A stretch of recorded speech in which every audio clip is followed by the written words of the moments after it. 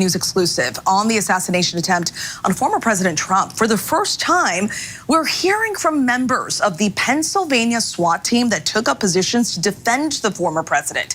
ABC News senior investigative correspondent Aaron Katursky has the latest. I remember standing in the parking lot and talking to one of the guys, and we just became part of history, and not in a good way.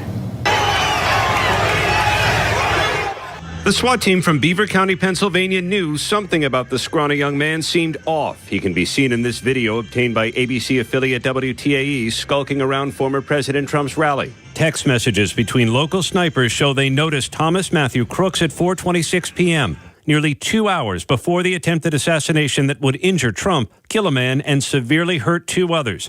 "You see me go out with my rifle," one of the snipers texted, "so he knows you guys are up there." By 5:14 p.m., they grew suspicious. He was looking up and down the building and just wandering around, and it just seemed out of place. Greg Nichols snapped these photos of the shooter. We had a text group between the local snipers that were on scene. I had sent those pictures out to that group and advised them of what I noticed and what I'd seen. What do you think is transpiring once you send in what you've sent in? I assumed that there would be somebody coming out to speak with this individual or, find out what's going on. So how do you know if Greg's concerns about Crooks are being relayed properly? We don't. We have to assume that when he put that information out to command, that command took that information and did something with it. We don't know if they did. None of the concerns appears to have reached members of Trump's Secret Service detail. The Washington Post reports they've complained they were never made aware of the warnings. In their first public comments about the assassination attempt, members of the Beaver County SWAT team described to ABC News what they consider to be failures of planning and communication that would prove catastrophic. We were supposed to get a face-to-face briefing with the Secret Service snipers whenever they arrived, and that never happened. So I think that was probably a pivotal point where I started thinking things were wrong, because that never happened, and we had no communication with the Secret Service. You had no communication with the Secret Service at all on that Saturday? No, not until after the shooting, I believe. Yeah. And by then? It was too late.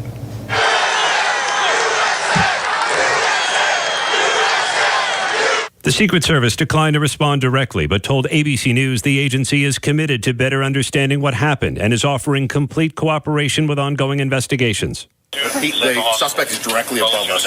Members of the Beaver County SWAT team rushed to the shooter's rooftop. There's a ladder right here. As seen in footage from Rich Gianvito's helmet camera. Thanks, brother. Yep. So we had access through that ladder, got up onto the roof. And as you're scrambling onto that roof, you don't know for sure whether he's dead or alive, or whether you'll encounter fire. At that point, no. So what are you prepared? Are you prepared for a firefight at that point? Well, we're prepared for anything at that point, because at this time we're unsure. Give me a solid perimeter. Get guys prepped to clear the building. He encountered the shooter's bloodied body some 400 feet from the stage. We're clear. We're clear. The team believes it did everything it could have to thwart the attack, but accepts its share of failure. I think we all failed that day. How so? Life is lost. Yeah. People died. And if there's anything that we could have done to stop that, we should have done. Incredible reporting. ABC News senior investigative correspondent Aaron Katursky joins me now for more on this. That is tremendous to hear that team tried to go up the chain of command but heard nothing.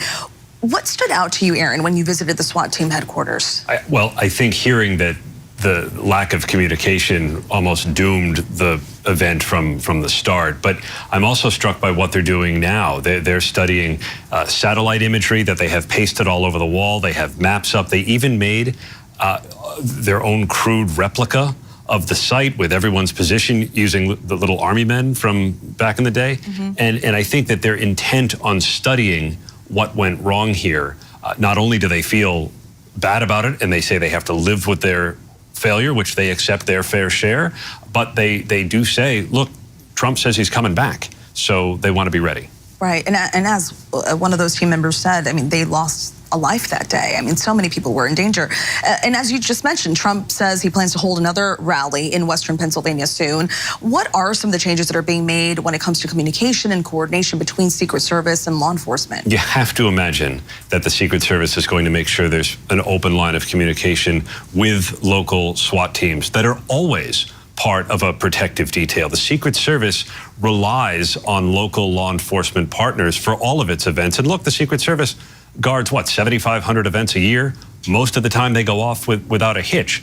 But here, there was a failure, so they do want to learn. They want to be able to say that they can make some changes that need to be made, and that probably includes being in better touch with their local partners. So many lessons learned. Thank you so much. Again, incredible reporting. Senior investigative correspondent Aaron Katursky, thank you.